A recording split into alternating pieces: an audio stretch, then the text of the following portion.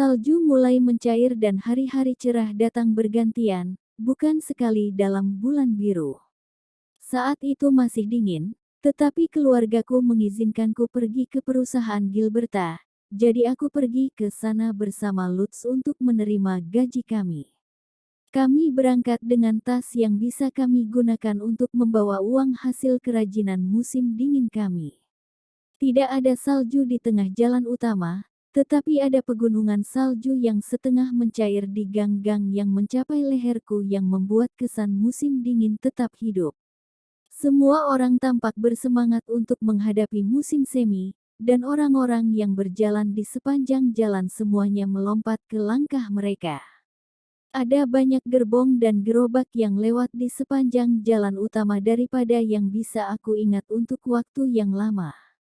Banyak orang pergi ke perusahaan Gilberta juga, dan meskipun kami menargetkan sore yang relatif tidak sibuk, mereka masih sangat sibuk ketika kami tiba.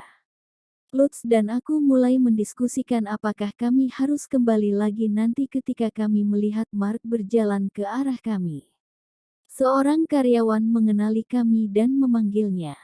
"Hai, lama tidak bertemu, Paman Mark." "Benar. Berbahagialah karena mencairnya salju. Semoga kemurahan hati tak terbatas Dewi musim semi memberkati kalian berdua." Mark mengepalkan tangan kanannya ke dalam kepalan di depan dadanya dan meletakkannya di tangan kiri, jari-jarinya rapat dan terentang. Aku tidak tahu apa yang dia lakukan dan hanya bisa berkedip cepat dengan bingung. Apa? Aku hanya mengucapkan salam musim semi tradisional. Mark terlihat bingung kenapa kami bingung, yang memberitahuku bahwa salam itu merupakan hal biasa. Aku belum pernah mendengarnya sebelumnya. Apakah kamu pernah, Lutz? Tidak, aku juga pertama kali mendengarnya.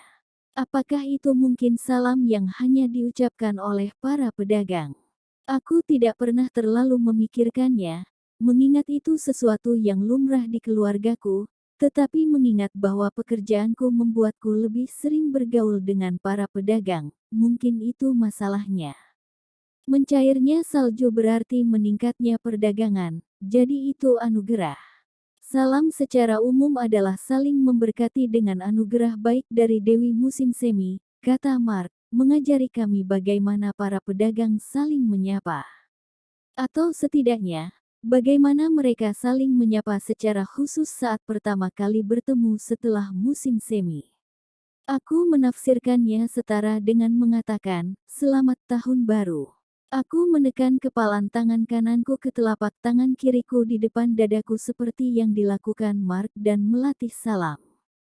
Berbahagialah karena mencairnya salju. Itu benar. Kemudian, semoga kemurahan hati tak terbatas Dewi musim semi memberkatimu. Aku menggumamkan salam itu beberapa kali, tapi aku yakin aku akan melupakannya besok. Sekali lagi, aku berharap aku punya notepad. Aku memiliki batu tulis di tasku, tetapi itu tidak akan berfungsi layaknya notepad.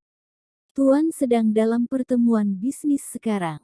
Bolehkah aku menggantikannya dan bertanya, apa yang membuat kalian ke sini hari ini? Tanya Mark, yang aku jawab sambil menghitung semua yang harus aku bicarakan dengan jariku. Pertama adalah upah untuk kerajinan musim dingin kami. Kedua, aku ingin memastikan apakah suketa besar sudah selesai, karena aku ingin segera mulai membuat kertas lagi. Ketiga, aku perlu berbicara dengan Paman Beno tentang magangku, tapi kurasa aku tidak bisa jika dia sedang rapat. Dimengerti. Mari kita mulai dengan pembayaran upah kerajinan. Pertemuannya akan segera selesai. Mark membawa kami ke meja bagian dalam toko. Lutz dan aku duduk bersebelahan, dan Mark duduk di depan. Aku membawa jepit rambut terakhir. Kumohon periksa itu, Pak. Lutz keselip lidah ketika dia mengulurkan sekantong jepit rambut, tidak biasa bersikap formal. Mark mengeluarkannya dan memeriksanya. Ada 24, termasuk yang kau kirimkan, kau telah membawakan kami total 186 jepit rambut. Apakah itu benar? Tepat. Kami memiliki nomor yang sama persis tertulis di papan kami. Setiap jepit rambut memiliki harga 5 tembaga tengah. Dari situ Lutz dan aku memasukkan satu bagian tembaga kami langsung ke tabungan guild.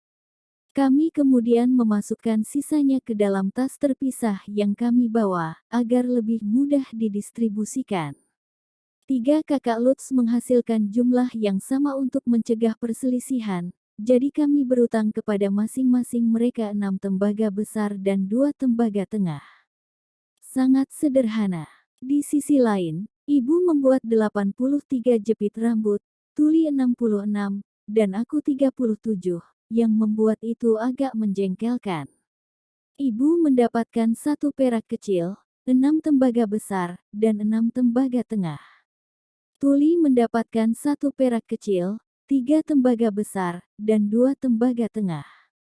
Aku menerima 7 tembaga besar dan 4 tembaga menengah. Dengan jepit rambut sebanyak ini, stok kita harusnya terjamin hingga musim dingin mendatang. Itu terjual dengan cukup baik. Pelanggan kami menikmati memilih-milih berbagai warna dan memilih favorit mereka. Aku tersenyum, membayangkan seorang ibu dan anaknya melihat-lihat jepit rambut bersama. Sungguh, itu hebat. Aku juga membuat jepit rambut untuk pembaptisanku sendiri. Jepit macam apa itu? Itu rahasia untuk saat ini. Aku terkikik dan Mark mengangkat alis. Oh, dalam hal ini, aku akan menantikan pertunjukan besarnya. Kalau begitu ayo ganti topik. Kau ingin melanjutkan pembuatan kertas? Ya. Kami tidak bisa memastikan sampai Lutz pergi ke hutan dan memeriksa sungai, tetapi sekarang karena musim semi, aku ingin mulai membuat kertas lagi. Beno hanya akan memberi kami dukungan keuangan cuma-cuma hingga awal musim panas ini. Semakin cepat kita memulai, semakin baik. Dimengerti. Aku akan berbicara dengan pengrajin. Kau memesan 2 suketas seukuran kertas kontrak, kan? Terima kasih. Tepat ketika kami menyelesaikan 2 topik pertama, pertemuan bisnis Beno berakhir dan beberapa pedagang meninggalkan ruangannya. Aku akan melaporkannya kepada Tuan. Mohon tunggu sebentar. Mark memasuki ruangan, lalu muncul kembali untuk memberi isyarat agar kami masuk. Ini pertama kalinya aku melihat Beno musim semi ini, jadi aku meletakkan tangan kananku di telapak tangan kiri untuk segera mengucapkan salam musim semi yang baru saja aku pelajari. Hai Paman Beno, senang bertemu denganmu. Berbahagialah dengan mencairnya salju. Semoga Dewi musim semi, kemurahan hati yang tak terbatas. Bagaimana kelanjutannya? Lutz, melihat bahwa aku tidak dapat mengingat sesuatu yang aku pelajari 5 menit yang lalu tanpa buku catatan, menggelengkan kepala dan melangkah maju. Berbahagialah dengan mencairnya salju. Semoga kemurahan hati tak terbatas Dewi musim semi memberkatimu. Benar, begitu. Berbahagialah dengan mencairnya salju. Semoga kemurahan hati tak terbatas Dewi musim semi memberkati kalian berdua. Terima kasih Lutz, aku ingat salam itu dan mengoreksi diriku sendiri. Beno membalas salam itu sambil jelas-jelas menahan tawa. Ya, berbahagialah dengan mencairnya salju. Semoga kemurahan hati tak terbatas Dewi musim semi memberkati kalian, kau jelas mengacaukannya, ya.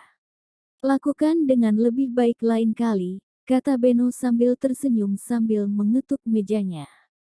Lutz dan aku duduk di sisi lain meja dan memulai diskusi kami. Paman Mark baru saja mengajariku itu hari ini. Aku belum pernah mendengarnya sebelumnya, jadi setidaknya pujilah aku karena melakukan sebagian besar dengan benar pada percobaan pertamaku. Kalau begitu, kerja bagus, Lutz. Ngomong-ngomong, ada apa dengan magangmu? Beno hanya memuji Lutz, yang memberikan salam utuh dengan benar. Aku menggembungkan pipiku, cemberut, dan sampai pada poin utama mengapa aku ada di sini. Aku memutuskan untuk tidak menjadi magangmu setelah pembaptisanku. Hah, tahan. Dari mana ini berasal? Karena aku tidak memujimu barusan. Kau tidak mengatakannya dengan benar, tetapi aku hargai kau telah mencoba yang terbaik, kau tahu. Beno menggosok pelipisnya dan memberikan pujian hangat untuk salamku. Tidak, bukan itu. Salam tidak ada hubungannya dengan ini. Lalu mengapa? Kamu tahu betapa lemahnya aku, kan? Jelas. Kamu sangat lemah. Aku hampir tidak bisa mempercayainya. Balasan langsung Beno menusuk dadaku. Kamu khawatir tentang apakah aku bisa bekerja atau tidak, kan? Aku pikir jika magang baru mengambil banyak hari libur dan diberi semua pekerjaan termudah, karyawan lain akan marah dan semuanya akan mulai kacau. Apakah itu sudah semuanya? Kenapa lagi-lagi kamu mengatakannya? Beno memelototiku dengan mata merah gelapnya dan aku memikirkan kembali semua poin penting yang dibicarakan Otto kepadaku. Juga, bukankah keuntungan dari produkku akan membuatku menghasilkan lebih banyak keuntungan daripada seorang veteran yang telah bekerja di sini selama beberapa dekade?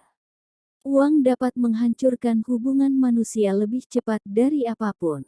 Siapa yang memberitahumu itu? Jangan coba-coba mengatakan kau memikirkannya sendiri. Beno menyipitkan matanya dan menatapku, jadi aku menjawab dengan anggukan besar. Aku memiliki perspektif yang sangat sempit karena seluruh hidupku selama ini dibangun dengan berkutat membaca buku. Bahkan sekarang, aku hanya memikirkan kesehatanku sendiri. Aku belum memikirkan tentang hubungan manusia dan semua hal abstrak itu sampai Otto menunjukkannya kepadaku. Otto yang memberitahuku semua ini. Apakah itu benar? Otto, ya, tunggu. Apakah hanya aku? Atau suaranya hanya turun satu oktav? Dan apakah di matanya itu tatapan kejam? Aku pasti sedang membayangkan sesuatu. Aku memiringkan kepalaku dengan bingung pada perubahan mendadak Beno ke mode pemangsa dan mengajukan pertanyaan terbesar di pikiranku. Juga, kamu tahu bahwa aku memiliki penelanan, kan? Aku tidak berpikir kau harus mempekerjakan seorang karyawan yang bisa mati sebelum tahun ini berakhir. Sangat mungkin bahwa semua sumber daya yang dia berikan untuk melatihku akan sia-sia. Seorang pedagang tidak akan mau melakukan itu. Beno menggosok pelipisnya dengan keras dan menatapku dengan mata yang menajam secara drastis. Jadi, apa yang akan kamu lakukan jika bukan bergabung dengan tokoku? Aku akan mengerjakan dokumen dan sebagainya di rumah, membuat produk baru dengan Lutz di hari libur, kadang-kadang pergi ke gerbang untuk membantu. Pada dasarnya, hal yang sama seperti yang sudah biasa kulakukan. Aku berbicara dengan keluargaku saat musim dingin dan kami memutuskan bahwa semakin sedikit pekerjaan yang kami lakukan dengan tubuhku, akan semakin baik. Baiklah, aku akan mengeluarkanmu dari daftar magang mendatang. Kekuatan terkuras dari mata dan bahu Beno. Dia membelai pelipisnya dan bergumam, apa yang akan aku lakukan tentang ini? Sambil berpikir keras, aku memanggilnya setelah dia mulai berbisik pada dirinya sendiri.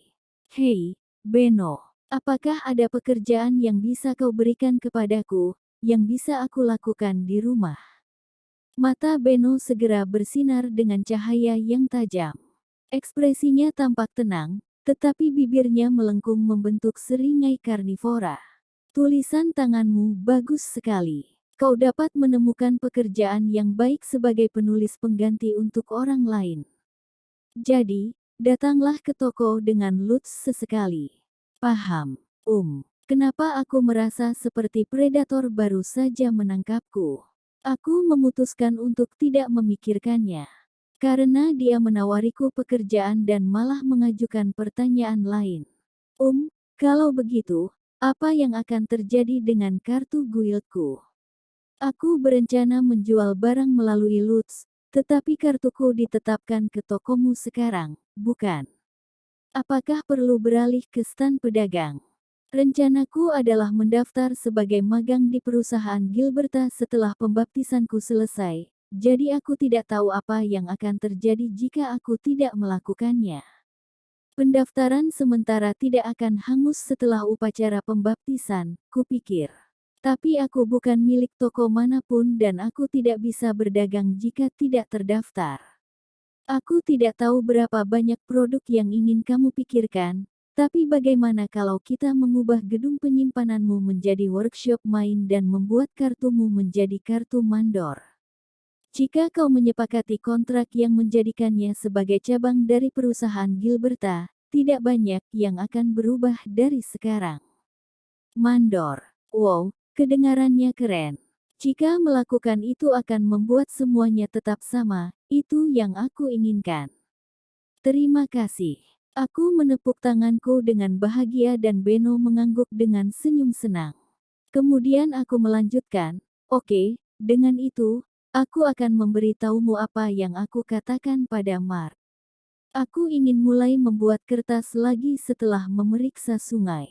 Kami akan terus membuat kertas sampai pembaptisan kami, tetapi setelah itu Lutz harus bekerja magang dan aku akan sepenuhnya mengurungkan niat untuk menjadi magang. Jadi kupikir akan lebih baik jika kau meninggalkan pembuatan kertas ke workshop lain. Apakah itu bisa? Kalau aku serahkan ke workshop lain, kau seharusnya menjadi orang yang mengambilnya, ingat. Tapi maksudku, apapun yang sesuai menurutmu. Kontrak sihir yang telah aku dan Lutz tanda tangani dimaksudkan untuk memastikan kami bekerja dengan stabil dan aman dengan toko Beno. Pembuatan kertas kayu akan menjadi bisnis baru, dan aku dapat membayangkan bahwa Beno ingin memilih workshop dan pekerja dengan hati-hati untuk memaksimalkan keuntungan. Meskipun itu, mengingat bahwa aku tidak mendapat bagian dari seluruhan keuntungan, sejujurnya aku tidak peduli siapa yang membuatnya selama kertas itu akan bisa diproduksi secara massal dan tersebar luas di seluruh dunia. Yah, aku tidak tahu apa-apa tentang workshop, dan aku tidak tahu siapapun yang ingin membuat kertas. Meskipun karena satu langkah melibatkan mencelupkan kayu ke sungai, kau mungkin menginginkan workshop di dekat sungai. Dekat sungai, ya, itu tidak akan mudah. Bagaimana kalian berdua melakukannya? Lutz mengangkat bahu. Kami membawa peralatan kami ke sungai dan melakukan pekerjaan kami di sana, tapi aku pikir. Aku percaya bahwa membawa peralatan ke sana setiap hari akan, tidak baik. Produksi massal akan melibatkan alat yang lebih besar, yang akan membuat membawanya hampir tidak mungkin. Tetapi jika memikirkan itu adalah pekerjaanmu dan pekerjaan orang-orang workshop, itu memungkinkan. Pasti begitu. Beno mengangguk, memberi isyarat bahwa dia sendiri yang akan mengurus pemilihan workshop, membeli alat, dan sebagainya. Tolong ambil keputusan sebelum upacara pembaptisan. Lutz akan datang mengajarimu cara membuat kertas setelah pembaptisan selesai. Mata Lutz melebar dan mulutnya menganga. Aku tersenyum dan mengangguk. Yah, ada banyak langkah yang tidak bisa aku lakukan sendiri, Lutz yang mengajarinya akan menjadi cara terbaik. Kita akan membuat banyak sekali kertas di musim semi sehingga kau akhirnya mau tak mau akan menghafal proses. Kamu benar-benar mengabaikan semua tanggung jawab, ya. Tertawa Beno geli. Aku menoleh. Aku tahu bahwa aku membebani orang lain dengan mengabaikan tanggung jawab. Tetapi sekarang setelah aku menyelesaikan sebagian besar proses pembuatan kertas dan menemukan cara untuk memproduksi kertas secara massal, aku ingin maju ke langkah berikutnya. Kertas saja tidak cukup untuk membuat buku. Aku perlu membuat kertas untuk diriku sendiri saat musim dingin dan mulai mengerjakan pencetakan. Aku meninggalkan toko Beno dengan mimpi terbatas waktu yang tersimpan erat di hatiku. Mark adalah pekerja cepat dan suketa baru kami besok akan berada di gudang penyimpanan kami. Mendengar itu, Lutz pergi ke hutan yang sudah mencair untuk memeriksa sungai. Bagaimana, Lutz? Cukup hangat untuk membuat kertas. Sungainya lebih besar berkat semua salju yang mencair, tetapi kecuali jika turun hujan lebat, aku tidak berpikir kulitnya akan hanyut, pungkas Lutz, yang berarti sudah waktunya untuk kembali membuat kertas. Keesokan harinya Lutz berangkat pagi-pagi sekali untuk mengambil kunci gudang penyimpanan, lalu kami menuju ke sana bersama. Kami berjalan di sepanjang gang dan aku memikirkan apa yang harus kami lakukan hari ini saat udara yang masih dingin menerpa mantelku. Kami akan pergi ke gedung penyimpanan terlebih dahulu dan memeriksa apakah kulit kayu hitam dan kayu trombe yang kami tinggalkan di sana aman. Setelah selesai, kami bisa mulai bekerja mengubahnya menjadi kulit kayu putih sambil secara bersamaan menggunakan kulit kayu putih yang disimpan dari kayu Volrin untuk mulai membuat kertas yang sebenarnya. Yah, mengingat kesehatanku, mungkin lebih baik kita menunggu airnya sedikit hangat. Oh, ya, tapi kita harus mulai menabung, jadi lebih cepat kita mulai lebih baik. Beno hanya akan mendanai pembuatan kertas kami sampai kami dibaptis. Kami ingin mendapatkan uang sebanyak mungkin sebelum itu. Aku ingin tahu apakah kulit kayu hitam trombe baik-baik saja, gumamku. Sudah mengering sejak kami meninggalkannya di sini. Seharusnya semuanya sudah kering sekarang. Aku khawatir tumbuh jamur karena tidak ada matahari di sini. Kau tahu, kurasa jamur tidak benar-benar tumbuh di kayu trombe. Luz mengangkat bahu, tapi kami benar-benar melewatkan proses pengeringan matahari, jadi mau tak mau aku merasa khawatir. Itu benar-benar mengering mengingat bagaimana kami meninggalkannya di sini selama musim dingin, tetapi siapa yang tahu apakah itu akan mengering seperti yang aku inginkan. Kami mencapai gedung penyimpanan dan membukanya, membuat suara dernyitan pintu saat dibuka, banyak dari apa yang tampak seperti Ivy tergantung di rak-rak gedung penyimpanan redup. Debu menumpuk di sana-sini dan itu terlihat sangat mengerikan.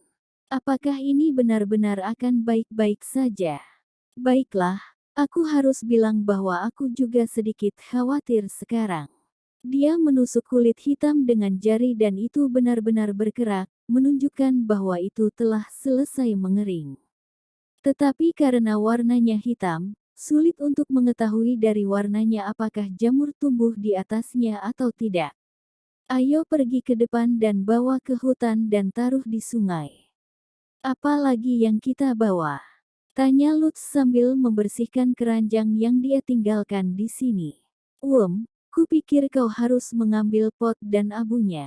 Kita tidak membutuhkan sesuatu yang sebesar bak mandi, tetapi ember akan menyenangkan.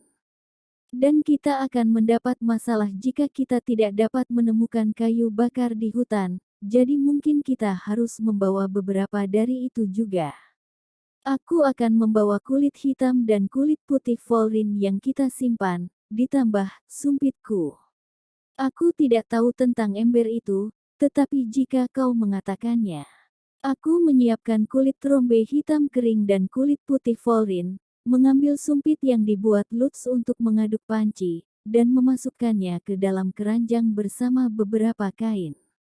Kami meletakkan barang-barang kami di punggung dan bergegas ke tempat pertemuan di mana anak-anak lain berada. Kami tiba di hutan dengan semua orang dan berpencar untuk melakukan pekerjaan kami sendiri. Lutz dan aku pergi ke dasar sungai.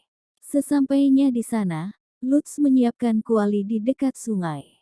Dia meletakkan kuali di atas perapian batu dan mulai mengambil air dengan embernya. Aku mengerti sekarang. Kita bisa mendapatkan air dari sungai tanpa masuk ke dalamnya seperti ini. Ide yang bagus, main. Untuk memasukkan air ke dalam kuali secara langsung, seseorang harus masuk ke sungai, tetapi sepertinya Lutz tidak memikirkan solusi untuk itu.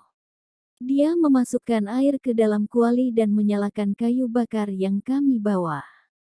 Saat air mendidih, kami memasukkan kulit hitam ke dalam air untuk membersihkannya sebersih mungkin.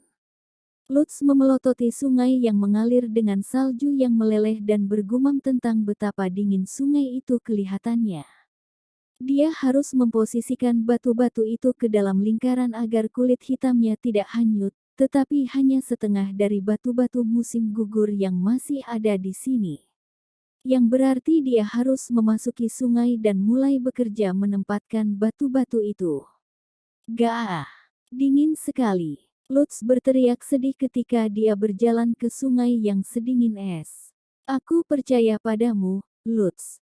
Aku pasti akan demam jika aku masuk ke sana, dan jika aku demam, keluargaku tidak akan mengizinkanku keluar untuk sementara. Yang bisa aku lakukan di sini adalah mendukungnya dari pinggir sungai. Aku berjalan di sekitar dasar sungai dan mengumpulkan kayu bakar untuk Lutz sampai akhirnya dia memanggilku dari sungai. Main, ambil kulit hitamnya. Oke. Begitu dia mendapatkan kulit hitam di tempatnya, Lutz berlari keluar dari sungai dan berjongkok di depan perapian yang menyala. Dia mengulurkan tangan dan kakinya yang tersinari ke api dan menggosoknya bersama-sama. Aku mengambil seember air hangat dari kuali dan mengulurkannya kepada Lutz. Letakkan ini di tangan dan kakimu. Jika kau tidak cukup menggosoknya, kau mungkin akan terkena radang dingin. Oh, sekarang ini menjadi hangat. Rasanya luar biasa. Lutz menghela nafas lega setelah mendapatkan air hangat di tangan dan kakinya. Air segera mendingin, tetapi itu sudah cukup untuk menghangatkan tubuhnya. Kami memasukkan abu dan kulit kayu putih ke dalam air yang sekarang sudah mendidih, lalu setelah selesai kami memasukkannya ke sungai untuk membersihkan abunya. Berkat upaya Lutz yang penuh air mata namun mulia di dalam sungai yang dingin, kami menyelesaikan pekerjaan hari itu dengan aman.